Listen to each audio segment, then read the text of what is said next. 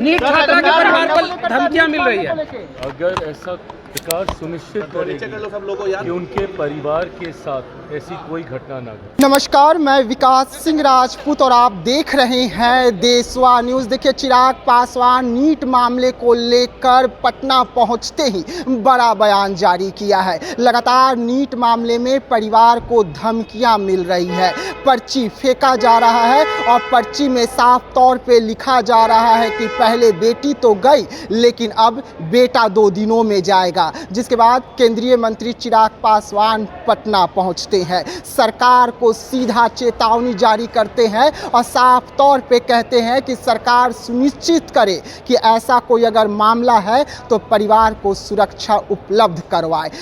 चिराग पासवान पहली बार नीट मामले को लेकर जोरदार गरजे हैं। उनकी पार्टी जो है नीट मामले को लेकर फर्स्ट दिन से ही सरकार को घेर रही है। पहले बिहार सरकार के मंत्री संजय पासवान थे जो नीट छात्रा के घर पर पहुंचे थे और वहां पर पहुंचकर सरकार को घेरने की कोशिश की थी, लेकिन उसके बाद आज चिराग पासवान जो हैं वो सामने आए हैं, नीट मामले को लेकर सामने आए हैं। पूरे देश की राजनीति और नीट को लेकर क्या कुछ कहते हुए नजर आ रहे हैं चिराग पासवान, पहले आप उन्हें सुने। उन्होंने कई शब्दों से खेलने का प्रयास किया कि गलत तरीके से कहा गया, गलत तरीके से समझा गया, पर एक बाहर किसी दूसरे देश की चीज़ को भारत में जब AI समिट हो रहा है उसमें इस तरीके से लाना, मैं समझता हूँ ये चिंता का विषय है।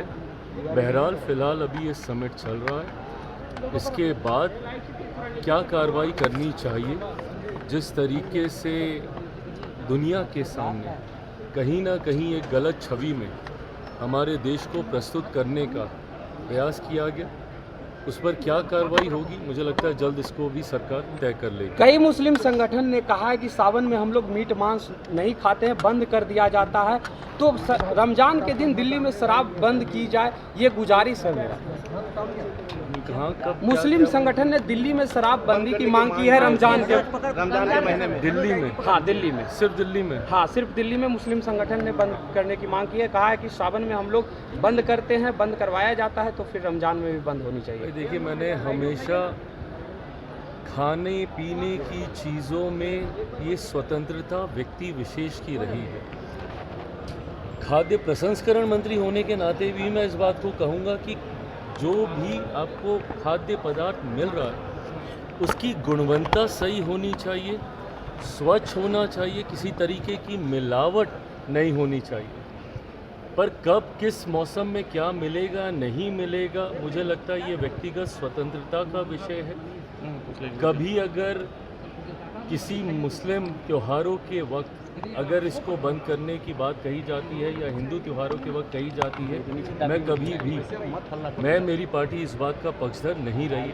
हम लोगों ने हमेशा इस बात का पक्ष रखा है कि ये व्यक्तिगत चयन का विषय है, व्यक्तिगत स्वतंत्रता का विषय है, इसमें राजनीति नहीं होनी चाहिए। नीट छात्रा के परिवार को लगातार धमकियां मिल रही है, नीट छात्रा के परिवार को धमकियां मिल रही है। अगर ऐसा कुछ भी हो रहा है तो सरकार सुनिश्चित करेगी कि उनके परिवार के साथ ऐसी कोई घटना ना घटे। जी हाँ, सुना आपने, चिराग पासवान हैं, गरज रहे हैं, कह रहे हैं कि नीट मामले में अगर परिवार को धमकियां मिल रही है तो सरकार को सुनिश्चित करनी चाहिए कि ये धमकियां कौन दे रहा है, परिवार की सुरक्षा बढ़ाई जानी चाहिए। और ये तमाम मुद्दे खुद चिराग पासवान जो है पटना आते ही नीट मामले को लेकर बड़ा बयान जो है जारी कर दिया है और नीट छात्रा, उनके पीड़ित परिवार जो है उनके साथ खड़े हो गए हैं। तो ऐसे तमाम खबरों के लिए रहिएगा देशवा न्यूज़ के साथ, दीजिएगा इजाज़त, धन्यवाद।